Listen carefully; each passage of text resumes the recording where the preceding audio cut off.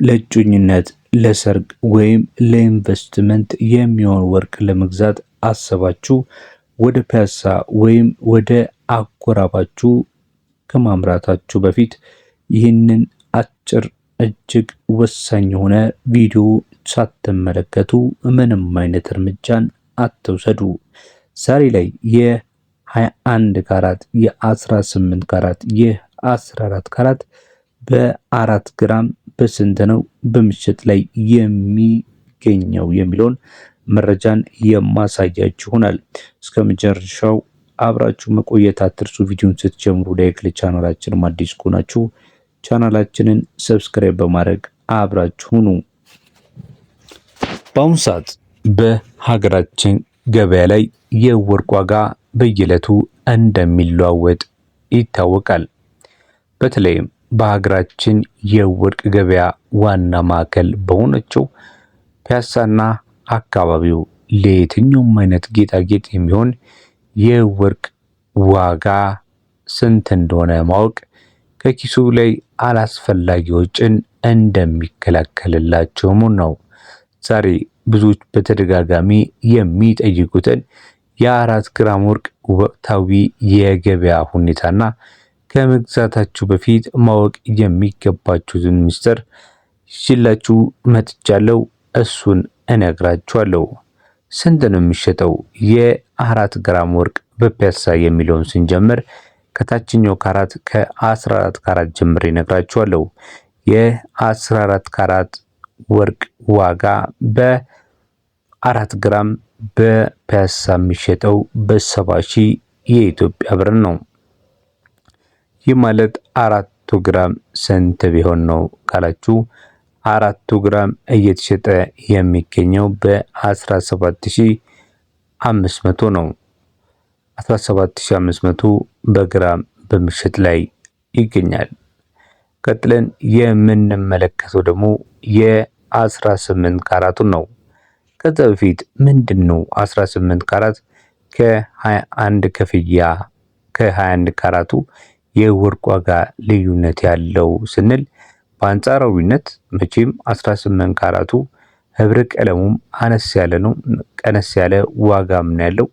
ለ4 ግራም ወርቅ ደግሞ ምን ያህል ከፍል ይሆናል ብላችሁ ካሰባችሁ እስከ 94000 ድረስ ለ18 ካራቱ ልትከፍሉ ትችላላችሁ። በግራም 23500 ስለሆነ የ14 ካራቱ ደግሞ በግራም 17500 ነው።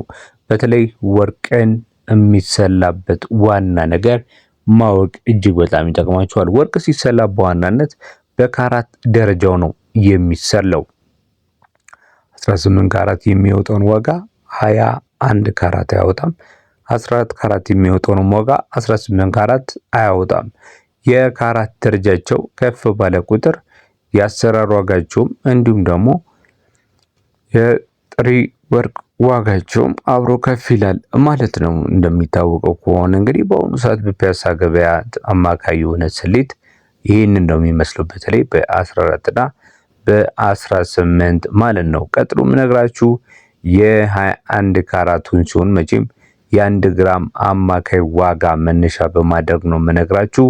ያ ደግሞ የአንድ ወርቅ ቤትን ብቻ የሚመለከት ዋጋን አይደለም እየሰማችሁ ያላችሁት። የ3 እና የ4 ወርቅ ቤቶችን ጠይቀን ያገኘነውን መረጃ ነው ለእናንተ ያቀረበን የምንገኘው ማለት ነው። በመቀጠል ብዙዎቹ መከራከር ወደሚችሉትና ማስቀነስ ወደሚችሉት የስራ ክፍያና ሃንድ ሜኪንግ የሜኪንግ ቻርጅ እንሄዳለን። እንደ ጌጣጌጥ ዲዛይኑ በተለይ በጣም ውስብስብ ዲዛይን የሚሰራበት የካራት አይነት ከ21ም ከ14ም በተሻለ የ18 ካራት ሆኖ በግራሙ ላይ እንግዲህ ለዚህ ዲዛይን ተጨማሪ ክፍያ ስለሚኖረው የመጨረሻውን ዋጋ እንደ ሞዴሉ ይለያያል። ይህ ማለት ነው ሁለት የተለያዩ ካራቶች ላይ የተለያዩ ምስሎችን፣ ጽሁፎችን ወይም ዲዛይኖችን ካሰራችሁ በኋላ 18 ላይ ለከፈላችሁት 21 ካራት ላይ በተመሳሳይ ካራት ላይ ካላሰራችሁት በስተቀር የተለያየ ካራት ላይ ካሰራችሁት ዋጋውም እንዲሁ ከፍ ይላል ማለት ነው። ለምን? ካራት በየራሱ ባህሪ ያለው 18 ካራት ላይ የፈለጋችሁትን ዲዛይን ብታደርጉ ይቀላል 21 እና 18 ካራትን ከምትመርጡ ይልቅ ማለት ነውና በ18 ካራት ላይ የሚሰራ የወርቅ ዋጋ ብዙ ጊዜ ዋጋው ከሌሎቹ የወርቅ ዋጋ አንፃር አነስተኛ ነው የሚሆነው። ብዙ ጊዜ የወርቅ ሃንዲክራፍት ሜከሮች 18 ካራት ላይ ቅርጻ ቅርጽ ማውጣት ቀለል ስለሚላቸውና ብዙም ከሌሎች ካራቶች አንፃር አያስከፍሉም ማለት ነው። በተገኘው መረጃ መሰረት እየተከታተላችሁ ያላችሁት የወርቅ ዋጋ በ4 ግራም በምን ያህል በመሸጥ ላይ ይገኛል የሚለውን የ4 ግራምን የ6 ግራምን እንዲሁም ደግሞ የ6 ግራም አልኩኝ የ4 ግራምን በ14 ካራት በ18 እና በ21 ካራት የመጨረሻ ዋጋውን የነገርኳችሁ ነው የምንገኘው። እንግዲህ ቀጥሎ የምነግራችሁ የ21 ካራቱን ነው። 21 ካራቱ በ4 ግራም በአሁኑ ሰዓት ላይ በ114,000 ብር ነው እየተሸጠ የሚገኘው።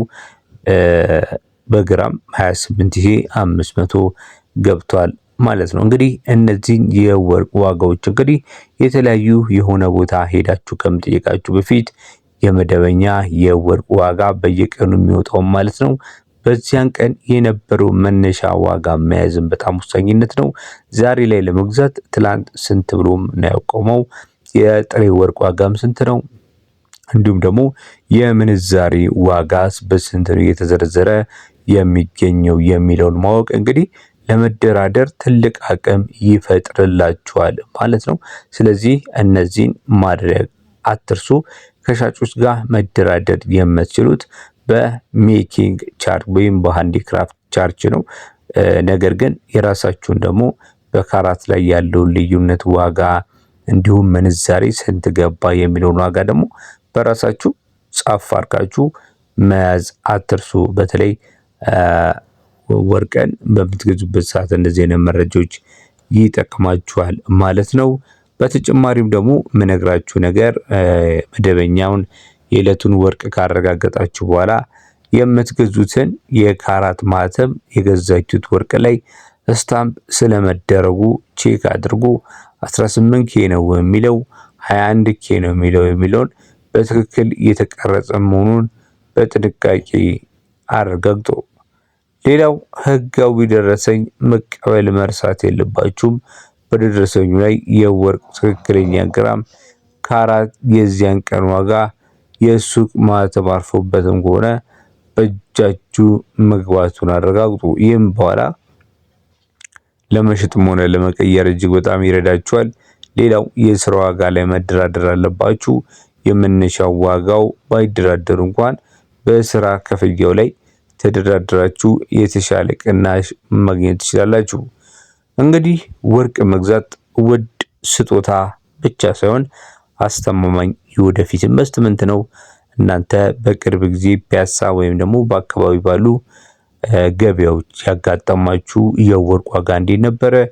መረጃውን እንግዲህ ለወዳጅ ዘመድ ይጠቅማል ብላችሁ ካሰባችሁ ሼር ማድረግ፣ ለቪዲዮም አዲስ ከሆናችሁ ቪዲዮ ላይክ እንዲሁም ቻናላችንንም ሰብስክራይብ በማድረግ ሐሳብ ኮሜንታችሁንም በማካፈል አብራችሁን ስለተቆያችሁ እጅግ በጣም እናመሰግናለን። በዚሁ ቀጥሉ። በያላችሁበት መልካም ጊዜ